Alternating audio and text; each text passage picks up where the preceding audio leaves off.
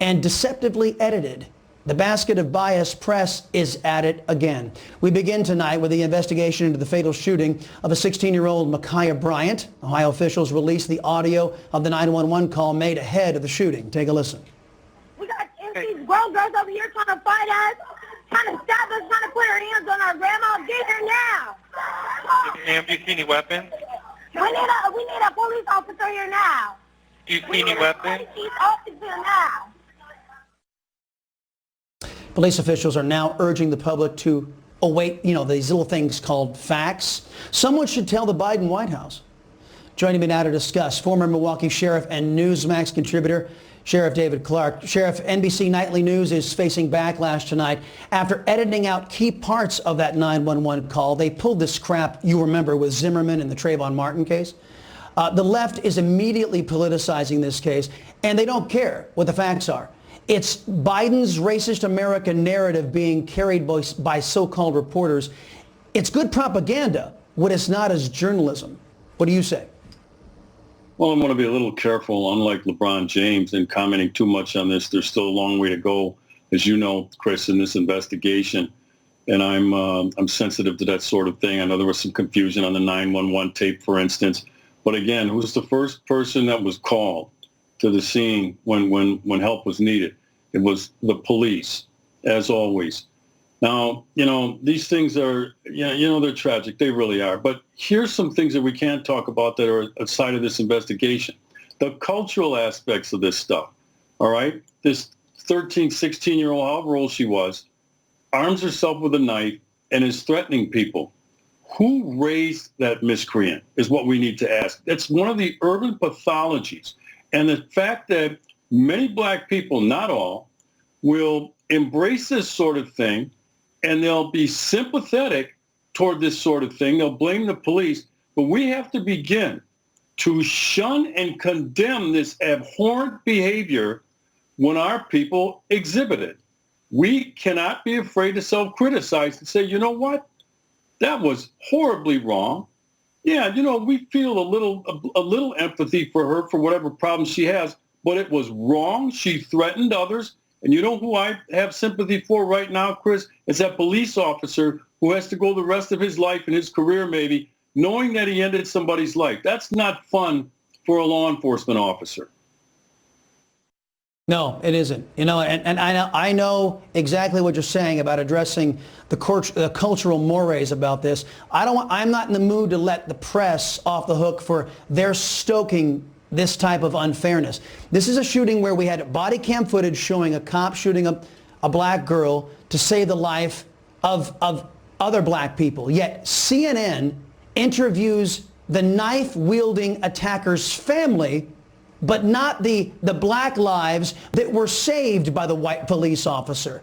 This agenda is transparent to me, and I'm just curious, do you see what the likes of CNN and other left-wing extremists in our society, what their agenda is?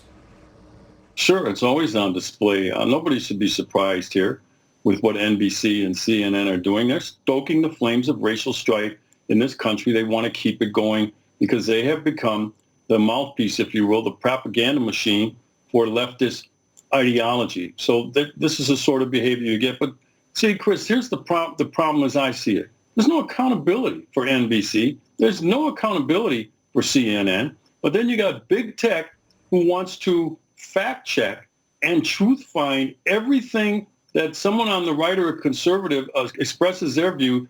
But NBC won't be held accountable for this. Neither will CNN. Yeah, and what about LeBron James? That tweet, he got immediate blowback. It was clear he had no idea the circumstances surrounding this. All LeBron James apparently knew was, hey, white cop I get to bash. He had no idea this white cop, allegedly, according to the video that we have seen, potentially saved black lives here.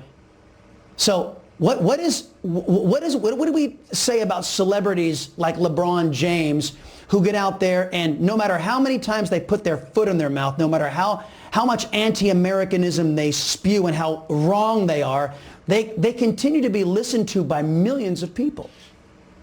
LeBron James is the symbol of black privilege in America. Look, he has a basketball talent. He's a hell of a basketball player.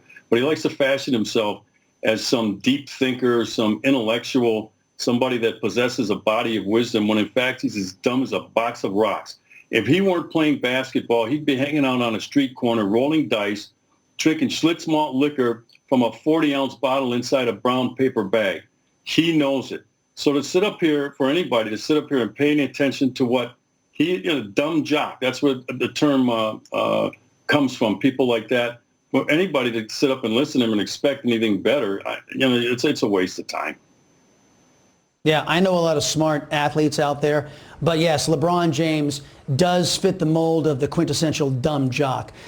Democrats are pushing for the George Floyd Policing Act, which focuses on what they call reforms for police officers. What does this mean for police officers and policing across the country if this thing passes?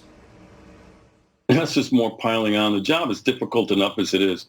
That's a waste of time. There's no need for any knee-jerk reaction overhauling of the police profession. When you look at these situations, when an officer has to use force to defend himself or somebody else, it's based on a number of principles. These circumstances are tense, they're uncertain, and they're rapidly evolving. These are split-second decisions. The courts recognize that. The Supreme Court has recognized that in some of their decisions on the use of force. But this war on cops continue. This is part of a plank in the Democrat Party's platform, and it's going to continue to go on. But the long-term effect of this is going to be very damaging to poor and minority people, good people, who will be further victimized in the American ghetto because the police aren't as aggressive as they need to be. You're right. And you know what? All of these people who have never even gone to the effort of going for a ride along with a police officer, they're the ones making these laws or proposed laws, the least qualified among us, in my opinion. David Clark, always a pleasure, sir. Appreciate it.